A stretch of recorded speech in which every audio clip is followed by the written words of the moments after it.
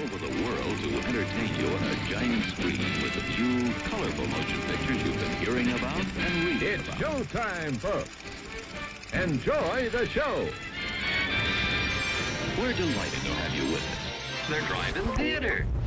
You'll find something to please you to add to your evening's enjoyment. Is pleased to bring you our feature presentation.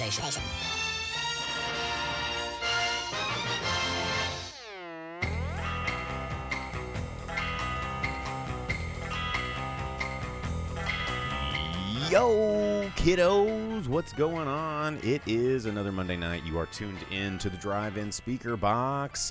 I'm your host, the Boom Operator. And I am the Grip. And it's Monday night. It is May 3rd.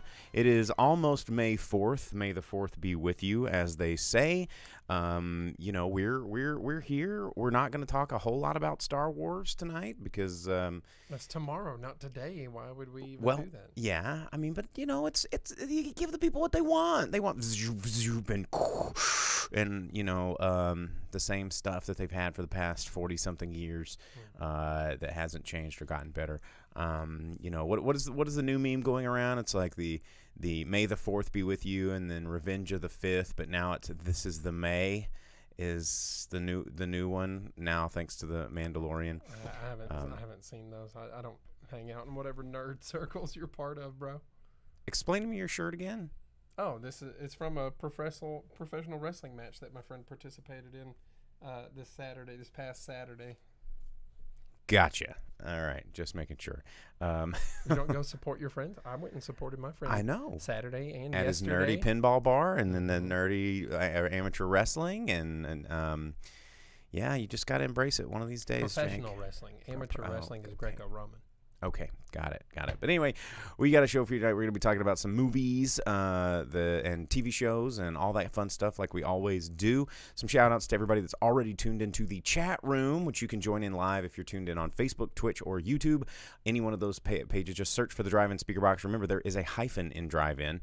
Some people are like, I can't even find it. And it's like, well, learn how to spell Drive-in. But shout-outs to Johnny Dalton, Counterexample over on Twitch, Poochie Vince on Twitch, Night Owlishly. I can't even smell, can't even do nothing. They're just sitting at their computer going, show your seals.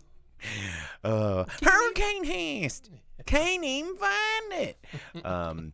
But anyway, how's it going, everybody? Vince says he has a bad internet connection, can't stay, but have a good show. Hope your internet connection gets fixed.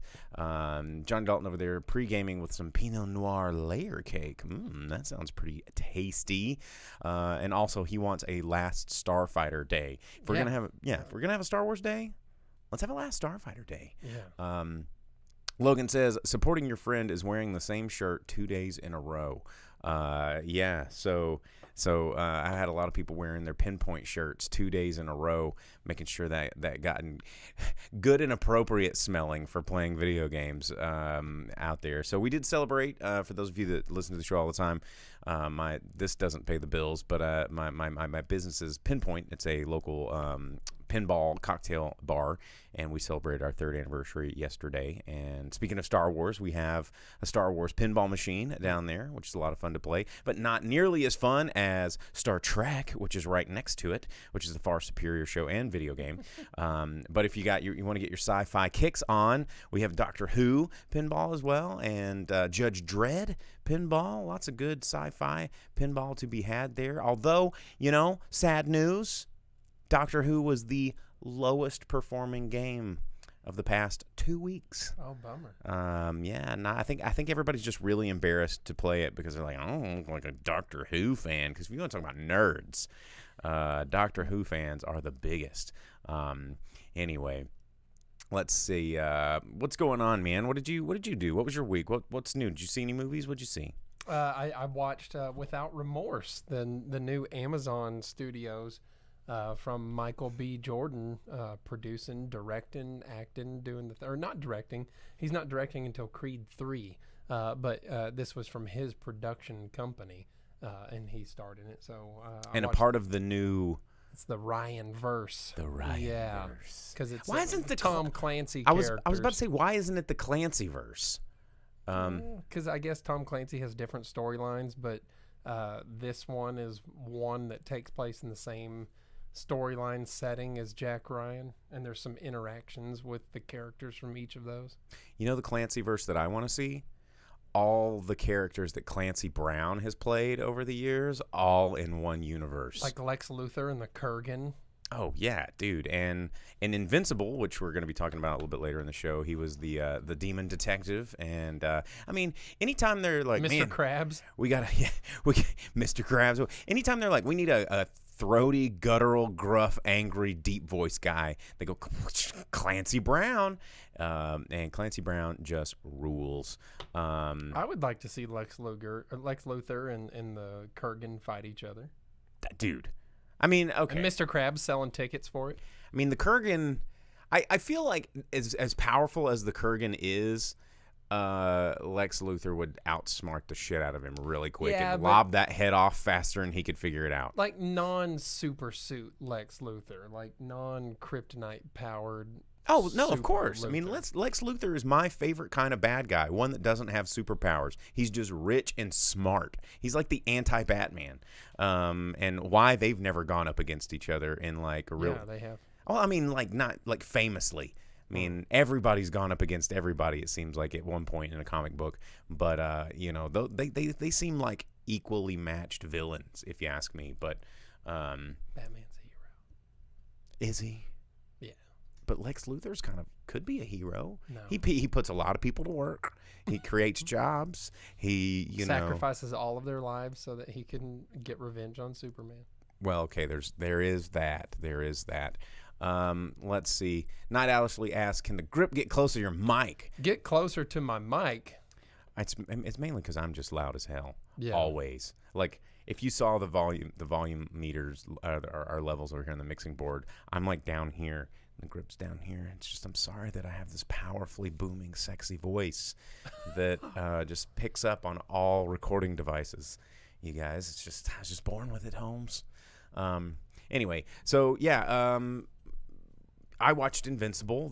I finished season 1. Oh, really? Yeah, I'm gonna be talking a little bit about that. We're gonna be talking about some of that stuff.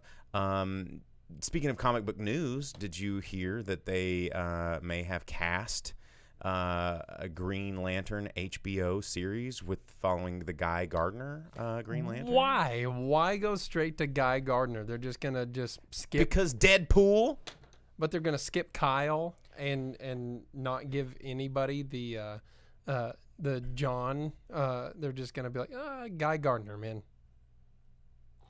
Because Deadpool. I'm telling you, for Guardians of the Galaxy, as Guardians of the Galaxy, a.k.a. Thor Ragnarok, Deadpool, and now every other Marvel Cinematic Universe movie, it's all going into it's Shazam, like what characters can we get that are wacky, crazy, zany, and have superpowers that everybody loves, and we could maybe get an R rating out of this, or at least a PG-13. They're gonna skip the Green Lantern that had his girlfriend murdered by being shoved into a refrigerator and having all of her limbs broken and breaking him, and they're just gonna go straight to Guy Gardner.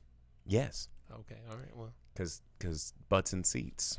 It's movie tickets. And speaking of butts and seats, people are going to the movies again. Oh man, yeah. There's been, and that's probably in no small part thanks to these big companies that are just out there being like, "Hey, how about you go to the friggin' movies, huh?" Like Disney's new sizzle reel and that Fast and Furious I sent you, where Vin Diesel's like, "Why don't you go to the fucking movies, huh?" I'm Vin Diesel. Go to the movies. Yeah. Yeah, it's, I don't think people realize that how much financially the theatrical experience benefits the people making the movies. Just watching it on TV really just benefits the networks and the studios. The theatrical experience is important for a lot of reasons, and first and foremost, it's just awesome. And I didn't get to see a movie in theaters this week because, actually, no, I did. What am I talking about? I didn't even include this in the title. I should have included this in the title. I went and saw Demon Slayer Mugen Train, which is head-to-head with the Mortal Kombat film as being like one of the #1 movies in the world. Actually, I saw that Demon Slayer came back this week and knocked Mortal Kombat out of the top spot. It did. Yeah. And, well, I'll talk about Demon Slayer later in the program as well. I forgot that was this week. This has been like the longest week in history, and I love it. Well, Patrick Henry came in. He said that he watched Mortal Kombat and Demon Slayer at the movie this weekend. So how about that? Both. All right, Patrick, going supporting those theaters. Other things in the news. Did you have any fun news bits that you're going to? Man, it was all Disney, really. I had a little bit of Disney. Yeah. Or not Disney. What am I talking about? There is Taika Waititi is going to be starring in a new show that actually sounds pretty cool. For those of you, especially me and the homies that play Sea of Thieves. But there is a new show that Taika Waititi is going to be playing Blackbeard in the show. It's going to be on HBO Max called Our Flag Means Death. No, hate it. Dude, what I mean, think about what we do in the shadows with pirates. Yeah, but I'm but here making for that. Blackbeard played by Taika Waititi, like Blackbeard's supposed to be the most fearsome pirate on the seas, and they're like, well, what if he's Taika Waititi instead? I think it'll be funny. I think it'll be good. I think pirates and comedy, if they go all in and don't cheapen it, but go for laughs, I think there's a lot of, like, Monkey Island. If I can get a Monkey Island show or anything remotely close to a Monkey Island show. So Taika Waititi's definitely more of a Guybrush Threepwood than he is a Blackbeard. But they gotta sell the characters. No one's like average Joe America. You go name a pirate, and they're gonna be like Blackbeard, and they're not gonna go Guybrush Threepwood, mighty pirate, like I would. No one's gonna say that because Guybrush Threepwood's a goof. Yeah, he's that can hold his breath for a really long time, over 10 minutes. Yeah, and LeChuck, like one of the greatest, most evil zombie undead pirates to ever roam the seven seas. But that's not gonna get audiences to tune in. Taika Waititi is Blackbeard. People are gonna be like, I'm in, dude. No, I think he should be somebody else. I don't know about that. I'm not saying that Taika Waititi can't play good characters. Or take someone historical and make them goofy. Like, what was the movie Adolf where he Hitler? was Hitler? Yeah, and it was really funny. Jojo Rabbit was an Jojo amazing Rabbit. movie. Yeah, we both reviewed that on the show.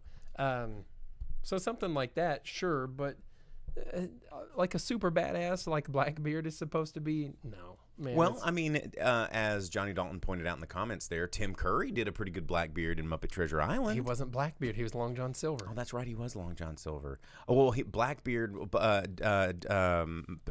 Landau played him. Jowls. Landau, what's his first? Walter Matthau, not John Landau. Walter Matthau. I think Walter Matthau also played Walter Matthau Long John Silver. Well, he played Blackbeard, I believe, in Pirates, which was a Roman Polanski movie that is actually pretty good. If anybody ever wants to go see a good swashbuckling film, there's a lot of good. Like, there hasn't been a good swashbuckler since the original Pirates of the Caribbean, and the subsequent ones were trash. But that was like the last good, like, seven seas, me matey, shiver me timbers kind of movie. And I think with maybe the success of Sea of Thieves, like everyone playing it, I think we're due for some some rip roaring, high tiding, setting sailing, anchor dropping, cannon shooting, booty plundering, good times. Hey, that reminds me that kind of local, but not so local. The Ren Fair that's happening in Oklahoma right now at the Castle at Muskogee. Are they doing it this year? They are, and they have a different theme every weekend. And next weekend is Spanish Armada / Pirates. Whoa! Yeah. Whoa! Get your gold hats out, your big gold shark fin hats. Let's go. I mean, I haven't been to the Castle of Muskogee in years. Like, that place is so, if you want a bizarre look into like crazy Southern entertainment, like I mean, I guess it's Midwestern entertainment because Ren fairs are pretty popular in that part of the country. But the Castle of Muskogee is a very special flavor of Ren Fair because, well, it's Muskogee, Oklahoma, number one, and much love to any of our listeners that are in Muskogee, Oklahoma. But that's a weird place. So it's a lot of fun too. A lot of turkey legs. A lot of mead to be drank and turkey legs to be chomped. Yeah, birds on a stick and All the good stuff. All the good It's stuff. a good time, man. But yeah, Pirates. Pirates are cool, next man. weekend. And, speaking of other good pirate movies, if you've never seen Hook. Well, duh. I mean, we talk about Hook all the time. Yeah, we do. But Cutthroat Island. I love Cutthroat Island, which was a historic flop in terms of financial failure. But Gina Davis, I mean, come on. That was a really good swashbuckling film. Fun stuff. Pirates of Blackwater. Oh, the cartoon show? Yeah. Yeah, that was like space pirates though.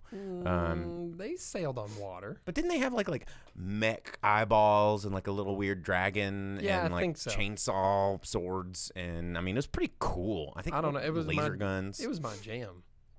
Pirates of Blackwater was pretty awesome. Pirates are pretty awesome, you guys.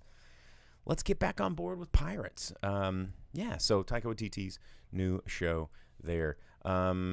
Anything else you had? You were talking about Disney stuff? All Disney, basically, because Marvel sizzle reel came out, and that's a thing that people care about.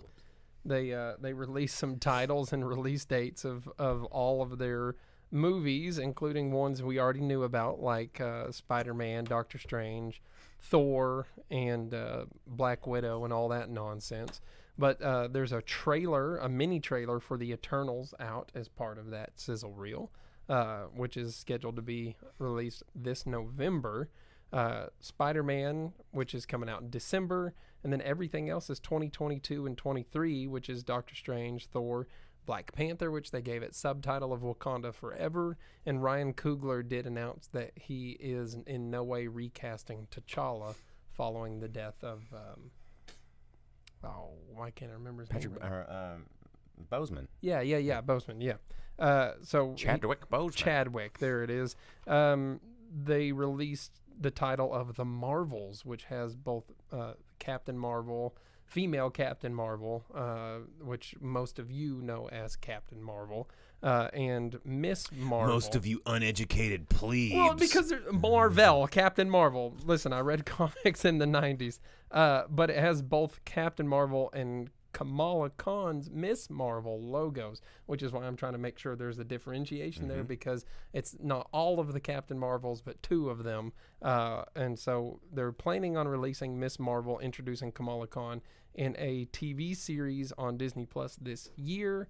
And that'll be a movie that's probably going to be Captain Marvel 2, which introduces the newest Marvel already, because they were just speeding through. They chopped out, 40 or 50 years of history comics by skipping the real Captain Marvel, going to Miss Marvel being Captain Marvel, and now going straight to the next Miss Marvel. I read a really interesting article that was, I can't remember what website it was off of, but they were talking about Marvel's kind of villain problem and the trajectory problem that the Marvel Cinematic Universe is having. Well, they kill all their villains and then they have nothing. And they're skipping just to like the biggest stuff real quick, and then which makes the stakes seem inconsequential to telling the other story. Like, well, shoot, now we need other stuff. You can't go to the biggest of the big bads and then make those movies, make those monies, and go, how do we make sequels? And it's like, well, there's no more buildup. You did the big one, and they're having a problem with. Like, I think that's why so many of these things are going to turn to television, to Disney Plus series, and also you're going to start seeing a lot more storylines, I think, where it's the heroes not being heroes, which I believe Sam, one of our viewers, had messaged me outside of the show and was talking about like how tired he was of seeing heroes not be heroes. But it's like the only stories they got left right now. It's like this different story arcs about, U.S. agent and, Spider-Man maybe getting involved in an accidental murder and like all these kind of things. And you're like, well, you're going to have to tell these stories because the worst stories. Yeah, because there's no, they done got Thanos. So does that mean that they're going to do the like brain dead or lobotomized Bruce Banner storyline? Yeah, I don't know. But I mean, they already screwed the pooch on Planet Hulk because they incorporated too much of Planet Hulk in Thor Ragnarok. And Planet Hulk was the coolest. Is a cool storyline of like, oh man, one of us is kind of like, Planet Hulk, World War Hulk. Yeah. They're talking about, I guess there's supposed to be build up to Secret Invasion. The Secret Wars? No, Secret Invasion. Okay, because I was like, Secret Wars, that's... No, this Secret Invasion where the Skrull come and they invade Earth or whatever, but they've already made the Skrulls good guys in Captain Marvel, and there's only like 5 of them left or whatever, so no sense in doing that. That's dumb. And this is where DC can swoop in. DC. Well, DC, they've already fast-forwarded through so much stuff. They're like, what if Superman just dies in the second movie he's in? And or just like not have everything revolve around Superman. Like DC, you can do it. DC's never not had things revolve around Superman. I know, stupid Superman. But then Marvel also released their 2023 schedule, which is Ant-Man: Quantumania, Guardians 3, and then in their sizzle reel they also said what the future brings will be worth the wait, and see you at the movies. They're pushing hard to get people to go, but the coolest thing about the whole deal, they flashed a Fantastic Four logo at the end of it. Why is that cool? Because Fantastic Four, man. That means Fantastic Four has not been cool on screen since ever. Are you forgetting the 90s video that they just buried and hoped that no one would watch? Yeah, I showed that at a Schlock Flame cinema. on. Yeah, I showed that at the Schlock cinema. Can we someone clip that and GIF that, please? Yeah, and then compare it to the real movie for the accuracy, because it's incredibly accurate. The best portrayal of the Fantastic Four has been in the Venture Brothers. If you ever watched the Venture Brothers, it was awesome. The ones with the first one out of the 2 that Fox did before the one with Michael B. Jordan that we do not speak of. Yeah, the one with Michael B. Jordan we do not speak of. But the 2 before that weren't bad. The first one was better than the second one. But the one where Captain America was Johnny Fire. That's his name. Nailed it. Johnny Firepants. Storm. Yeah. No, man, Fantastic Four can be very cool. There's a lot of things you can do with it. They can bring in Doctor Doom. They can make Doctor Doom a villain for the Avengers to have to fight. They can do all sorts of things with it. They can have Reed Richards. They can bring in Galactus. They can... Now, Galactus, if they already screwed the pooch on the Galactus Silver Surfer storyline, but I think it deserves a do-over because it sucked. It was so butt trash. They made him a cloud instead of Galactus. Right. And I think that now people can, as Guardians of the Galaxy 2, I guess this was the storyline, they can make some of these insane characters actually work on screen, because that was like Kurt Russell playing the planet. It kind of worked-ish. Better than they tried to do the Cloud Galactus. Yeah, and that was a Thor villain was the thing, too, which is dumb. But you know what they could do? They could now do Kang the Conqueror for the Avengers to fight, which would be rad, since they've already just gotten rid of Ultron. They're like, Ultron, one of the biggest threats to the galaxy. Well, and Kang is a big door opener to Secret Wars. And time travel. So they can reboot whatever they want. And have it make sense. I don't know. He may not be here, but I have a little Kang the Conqueror action figure from when I was a kid. I hung on to that one. So, yeah, that's a bunch of stuff that Disney put out for Marvel. And then, of course, tomorrow is Star Wars Day, which they're supposed to have a new animated series premiere of The Bad Batch, following some clone troopers in a post-Clone Wars era. So them trying to navigate the galaxy and make their way when every clone turned on the Republic and the Jedi, and go from there. Oopsie daisy. There's going to be a Simpsons Star Wars short about Maggie Simpson called The Force Awakens from its nap. How about that? And then there's going to be 2 virtual art tours that you can go on, which are entitled Biomes and Vehicle Fly-Throughs. So if you have Disney Plus, you can explore the universe of Star Wars through virtual art starting tomorrow. Cool. Yeah. I guess. Sounds like a bunch of big letdowns. It's a bunch of gimmicks. They're just like, while we figure out something that's not going to suck. It's another one of the many Star Wars TV series they have plotted out that they're going to start up tomorrow. So we'll see. A lot of big announcements tomorrow. Mandalorian hype follows it through, and see where that goes.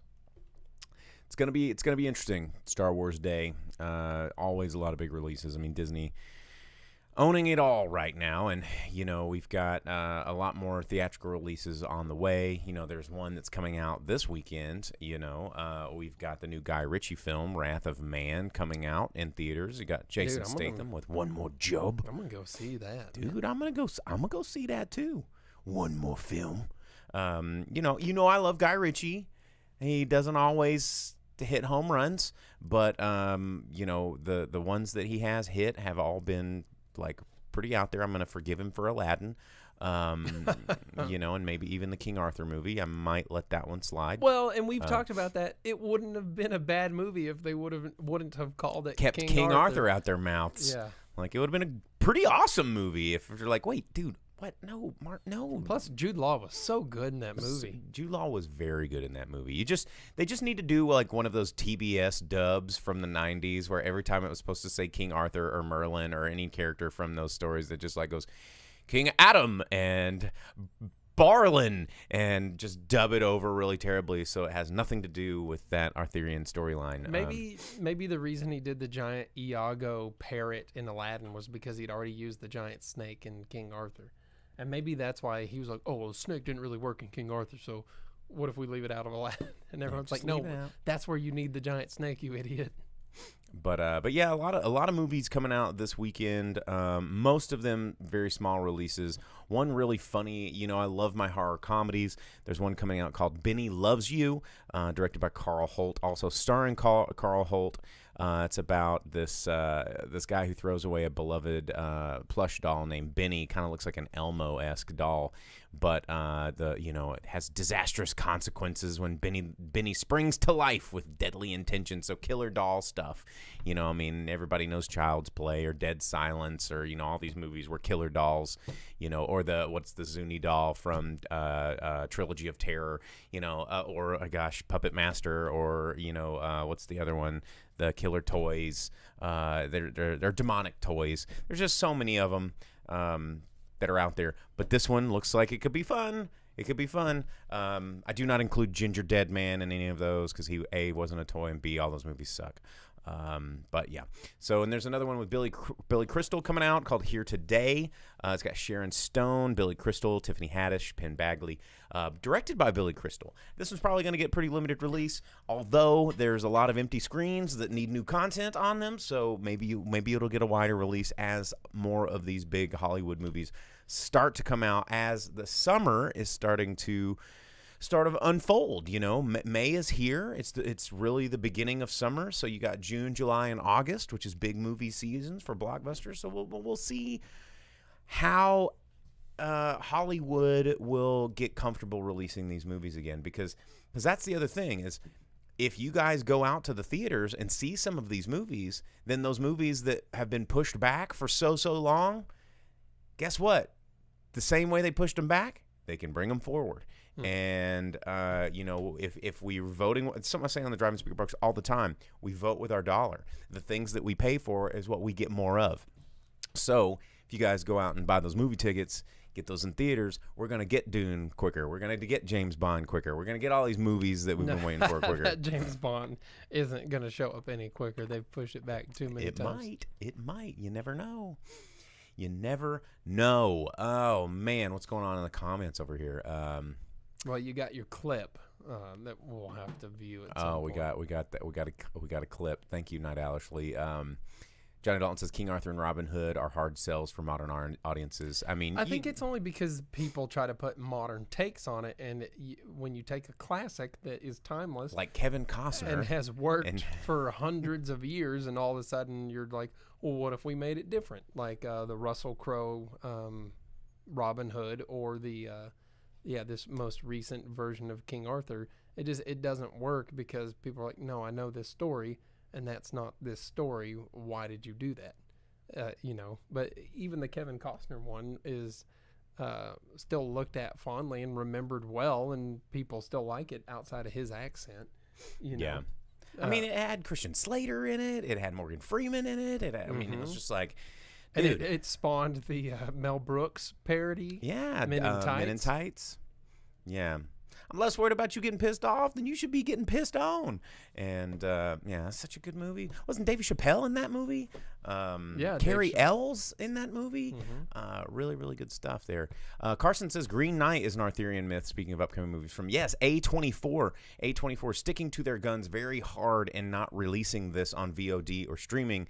They are holding this one for theatrical release because it is one of those movies that needs to be seen in a theater. Because I mean, A24, they're a distribution and production house, and they put their hands on some really awesome films. And I think Green Knight is going to be very, very cool to see on screen, and I can't wait for that one to come out. Let's see. McLean says, I like the November release dates for 007. Gives me a reason to escape awkward Thanksgiving dinners. Thanksgiving movies are important. They're important for a lot of reasons. And I think, especially because this year, I think a lot of retail stores are not going to be open for that Thanksgiving Day again, like they were this past year because of COVID. I don't think they're going to rush and open, and we're going to be stuck. With families, and you're like, well, what do? You go to the movies. The movies will be open, so we'll have that 007. I'm excited about it. I'm excited about movies again. It's just good. It's a good feeling. It feels right, like peeing outside. Yeah, just feels right. Okay. Well, you want to start talking about some movies? I mean, we got Demon Slayer, Mugen Train to talk about, a little bit of Invincible to talk about. Yeah, you got two things. So I got two things. So you just get it. You want me to start? Hit us with one of yours, one of your first things. Well, I guess I'll just start with Invincible, because Invincible is one of these movie or TV shows that is following in this like sort of trend of heroes not being heroes. And it's like, what if people with superpowers were just like normal people and had problems and were fallible and all this kind of stuff? And Invincible tells the story of Mark, who is this high school teenager who is the son of essentially Superman. His name's Omni-Man, and he's voiced by J.K. Rowling. Mustache. It's J.K. Rowling with a mustache. Well, the thing in Invincible is that, I'll let you talk about it and then I'll bring it in. It goes from 0 to 60 real fast because there is kind of a nod to DC universe where there's like a Justice League sort of thing going on, and things are not what they seem. And I don't want to spoil it for anybody if you haven't watched it, but it's on Amazon Prime, the whole first season. They just finished it just a couple days ago. And it a lot of people are going to compare it to The Boys because it's very similar. It's like, okay, what if there is this just super powerful guy on the planet that, well, he doesn't necessarily need to be good because who's going to stop him, and what does that world look like? And but also it explores the dynamic of this kid who's growing up with superpowers and having to deal with like, well, this responsibility. Do I use it? Do I abuse it? Do I even want it? What does this mean? And it has a really interesting cast of characters. It has that same DC animated movie style animation, that very American, Saturday morning animation style. That's kind of fun, but then it gets graphic real quick. So it's not one for the kids. If you've got kids in the house, don't watch your kids because there's brains and blood and guts. It's from Robert Kirkman, the guy that did Walking Dead. Yeah. And it's a gore. It can be a gore fest at times, but it's really good. The pacing's well. The episodes are long, 45 minutes an episode, 9 episodes out there. A lot of good storytelling. I don't want to give away any spoilers because it is episodic in nature. You can't just watch a trailer and get the whole story beat. But I do recommend it. I think it's a lot of fun, especially if you want to scratch that itch of superheroes that aren't crappy Marvel movies. This is a really good way of telling that you can make drama with superheroes. It's possible, and it's better that way. So, yeah. I was just going to say, it's from Image Comics, something where they got to explore things like that more than what you did with big comic companies like Marvel and DC that have too many fingers in the pies. And it was something where Kirkman's able to control the whole thing and do what he wants to do in that. So you get to have that kind of thing through that comic and create that story to make a show like that. So. I agree. Full of mustachioed aliens. Vendrasi878 says lots of high-profile actors in it. Excited for season 2. Likewise, I mean, each episode had like a voice. You're like, wait a minute, and including Reginald Vell Johnson and Clancy Brown. Oh. Yeah. Well, Reginald Vell Johnson's appearance in it is because in the comics they named the high school Reginald Vell Johnson High School. And it's too bad that he didn't play like the school security cop, because like our resource officer, that would have been really awesome. Just have him in the police officer. It would have been pretty awesome. It says produced by Seth Rogen, who also voices a pretty cool character that doesn't get a lot of screen time. And Logan says he's also pursuing a live action movie that I would not want to see. I think that some things exist better in an animated format. This is one of them. Superpowers, I think, deserve to stay in a very imaginative, imaginary world where everything doesn't have to be so hyper-realistic, because it's not. And, every child, every person growing up that's ever imagined having superpowers, guess what? It's in your imagination. And it's better that way. It's more fun that way. It's more, you can experience it that way. You can pretend more. It's easier to pretend when everything is super, like, so fantasy. But when you start putting, like, a guy in a costume swinging a metal hammer around, and you're like, oh yeah, that's Chris Hemsworth. Yeah, I know who he is, and he looks weird now with this hammer. And now you're associating too much real life into it, and I think it just suspension of disbelief. Bat in the Sun kills it every time. Every time. Yeah. All right. Well, anyway, that's Invincible. Let's move along for time's sake, because you've got one that you need to. Yeah, I watched a thing on Amazon too. Amazon Studios. I watched the new Tom Clancy story, Without Remorse, with Michael B. Jordan, and it's the newest chapter in the Ryan verse for Amazon and all of those things, and it follows Michael B. Jordan's character, who's a Navy SEAL, John Kelly, and he is brought into these missions that end up getting him part of this plot and scheme to create war with the United States and Russia, and he is attacked, and so are other members of his team. He's the only one that lives through it as part of it. And that was not part of the plan by the mystery people, the dark side of things, pulling the strings. And so he constantly finds himself at the center of this. And there's, traitors and double crosses and whatever, all the Tom Clancy stuff going on. And it's an action movie with some political drama twists. Shadow stuff. That was going to be my question, since I haven't seen it. But one of my favorite things about Clancy is I prefer the cloak and dagger stuff to the action stuff. It's kept to a minimum in this. You get more action, and it actually, as a movie on whole, I was actually, one of my friends texted me in the middle of it, and she was like, what are you doing and stuff. I was like, oh, I'm watching this movie, and she goes, oh, is it good? And I said, so far. And she goes, what do you mean so far? It sounds like you don't like it. And I was like, well, it's like halfway through. And then I paused it, and it had 20 minutes left. I was like, they have a lot to get to in the next 20 minutes. So, give me a minute and I'll get back to you. It felt very pilot episode.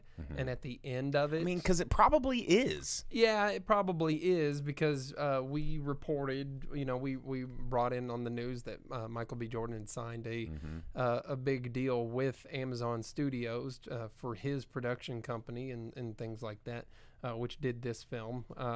And it's a character, spoiler but not spoiler, for something that's existed for 30 years. John Kelly is renamed John Clark, and he's the one that starts Rainbow, as in Rainbow Six. He is Rainbow Six.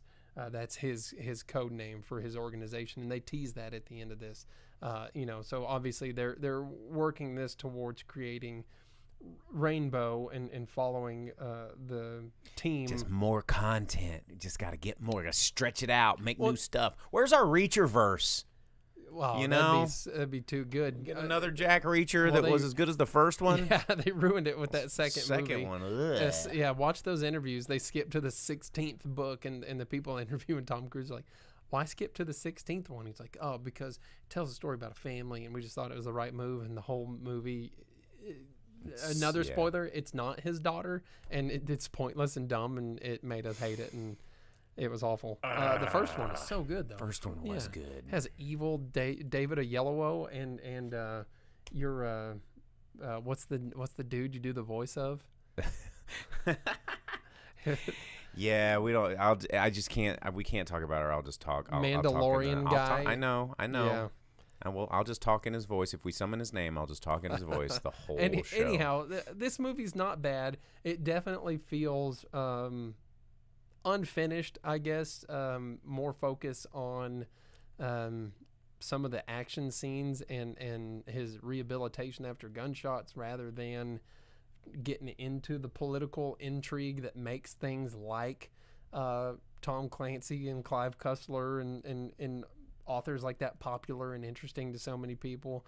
This is definitely a setup for more things coming later, rather than something that could really have stood on its own if they wanted it to. And I think they were thinking of sequels rather than making a standalone movie.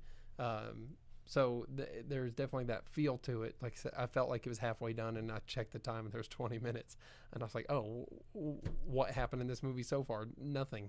It could have been in a montage reel, like a little highlights. We could have just hit on some of this or made a single flashback, but it's not bad. Definitely a movie that's out there to watch. It's just I feel like Michael B. Jordan. Cool. No, Michael B. Jordan's great. He's always cool. He's a very good actor. I feel like I need more of it right now rather than something I care to wait on.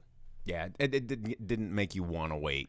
Yeah, exactly. There wasn't enough story there. Oh, yeah. I kind of just want like a more substance to it rather than being like, oh, I can't wait to have more of this. But like, hey, maybe it's not finished. Could we get a little bit more?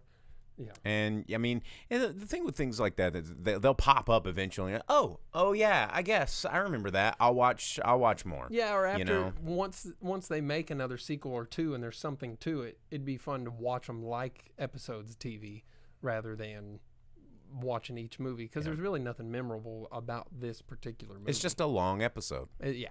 It's a long episode. Well, cool. Well, it's out there on Amazon Prime. You can check it out if you've got Prime, if you're a Prime member.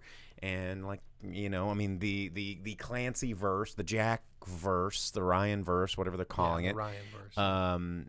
It's been around for a while. I mean, there's a lot of stories to be told, and there's already lots of movies out there. Believe it or not, they're out there. So that's another chapter in that one. All right, well, the last little bit of time we have on the show, I'm going to talk about the Demon Slayer movie, which is in select theaters nationwide right now. Very rare that a Japanese animated film of this nature, so it's kind of an OVA style, gets a North American release of any sort. You might get a Fathom event or something like this. Many theaters are choosing two different show times, one in English dub and one in subtitles. Always subtitles. I'm sorry. Don't watch things in dub. That's going to dub. Just don't do it. People are like, I don't go to no movie, read no words. That's a book. Like, no, just and then those are the same people that go, I don't like watching these shows because their words don't match up with their mouths. And it's like, well, yeah, because it's not the language. There's idiots. Like, read the words. And they're like, man, I can't even. And, just get out of here with this crap. Anyway, Demon Slayer, Mugen Train. The bridge between Demon Slayer Season 1 and Season 2, which is going to be coming out here in the next year. Demon Slayer kind of took the world by storm as a new anime based off the manga that has been wildly popular. What makes this series kind of unique is it's taking kind of a shonen style, which is mainly for teenagers that can get a little bit, silly and lighthearted and, lots of weird, colorful, fun characters. in sort of an episodic, almost Dragon Ball-esque, like fight of the week sort of thing, because they're slaying demons, but also making it very dark, very gritty and tonal, to where, you know, it's about a lot of sacrifice and loss of life and, you know, consequence and things like that. So the show is really balanced in a lot of interesting ways. And, you know, this film, which is really no more than just a very long episode, you know, it's them trying to take down this one particular demon that they need to slay. They are the Demon Slayer Corpse. It's a bridge between seasons of a show, right? So it's more designed for something like that than the movie I talked about was, which is an introduction to things, right? Yes, and as Sam Mack says, a lot of people have poor reading skills. This is true. Sometimes you got to read those subtitles pretty fast, but it's a lot of fun, you know. And it's a visual feast.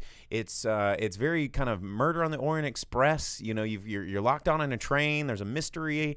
You know, where's this demon hanging out, and you gotta solve it. And the characters, you get to see a little bit more of all the characters, and they form a stronger bond through this particular very long episode of the show. Is there a Japanese Poirot? Nah, not quite. Unfortunately, that would have been pretty awesome.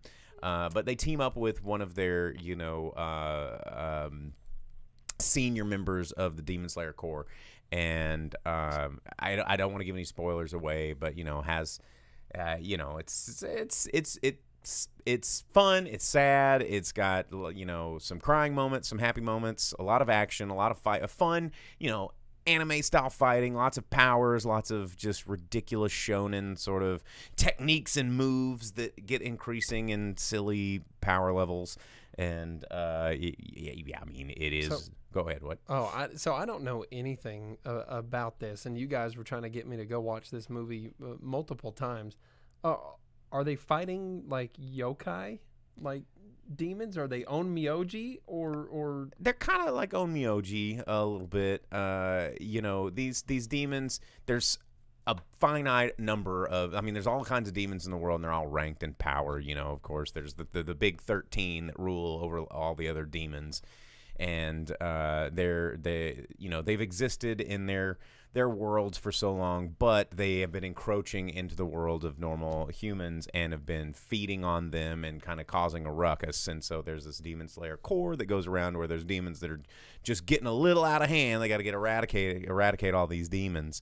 And I mean, it's pretty standard issue sort of Japanese story of there's monsters out there, go get them. Are they like Ghostbusters? I mean, in a way, yes. These episodes, kind of like an Inuyasha as well. If you ever watch Inuyasha, it's just like going into this town because there's reports of demonic activity.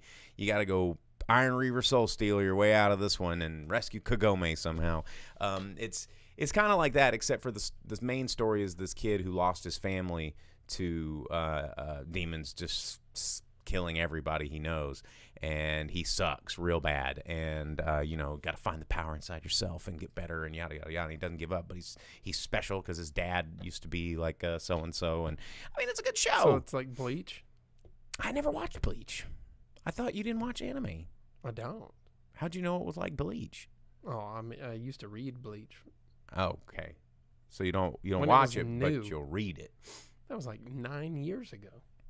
Longer. That's okay. No, it was longer. 15 years ago. Well, it's pretty good. I'm old. It's pretty good, and the animation style is really easy to watch. It's you know, very well done. Nice hybrids of 2D and 3D animation, which sometimes when you lean too high into that 3D animation, I get it. It's cheaper because you're not having to animate each cell by hand. But sometimes when they lean too far into the 3D, it can really ruin it. Like the more recent Berserk Resurgence series was just like, ew, animation was pretty rough. But Demon Slayer Mugen Train, a lot of fun, and especially if you're into the show, you're gonna love it. And I think that even if you got dragged into it by force, you could still find a way to have fun in this, even if you don't know the characters, and it probably won't make you want to go watch the rest of the season 1. So I recommend it. And also, dude, I recommend it mainly for the fact that you'd be supporting foreign films like this guy. You'd be supporting his favorite kind of movie in theaters. You know, it's something that you don't get to see in theaters very often, and take advantage of it, you know. And support your foreign films. Yeah, Jake's foreign films over there. Hey, you know what? Talking about foreign films real quick before we're too far away from that. I was talking to one of my friends about an old movie that I used to watch called Para Sakura. It was a Chinese movie. It's like a love story about this guy who's like a dancer, but he's colorblind. But there's this one girl that he can see in color, and she just like brings his world to life or whatever. It's a super good movie. And I couldn't remember what the name of it was, and I was like, oh yeah, and it hit me the other day. And so I sent them a link to one of the dances and song numbers and trailers from Para Sakura, the main one, the Para Sakura song. And then I found that even now, in pandemic China and everything, that movie and those songs are still popular in China. There was one that was a video that they filmed a month ago. Everyone's wearing masks, the whole thing, and they're performing the title song from Para Sakura. I'm like, well, it's still popular. So some of these foreign films are definitely big movies to watch. It's a movie that's had popularity for, 20, 25 years, something like this. It's still popular up to at least a month ago. Yeah. And that's got to mean something. Yeah. Foreign films are a big, broad range array of movies that are out there for you to watch and explore and expand your movie knowledge and library and cultural horizons. In fact, after I watched Without Remorse, since I have my subscription to Eros TV on Amazon as well, I watched an Indian film as I do. So he does love his Indian films. Yeah, they're really good. Word. We got to go get some Indian food sometime. It's been a minute. I need to go yeah. hit up Saffron. Yeah, hell yeah. Yeah, we should Give do me that. some biryani. Ooh, that does sound good. But all right, guys. Baba Demurg. That's what I got last time. That's so good. I've never had that. I'm going to have to try it next time because I haven't had theirs. But anyway, it's hard for me to stay away from that butter chicken. We're going to get out of here. We're out of time before this turns into a cooking show.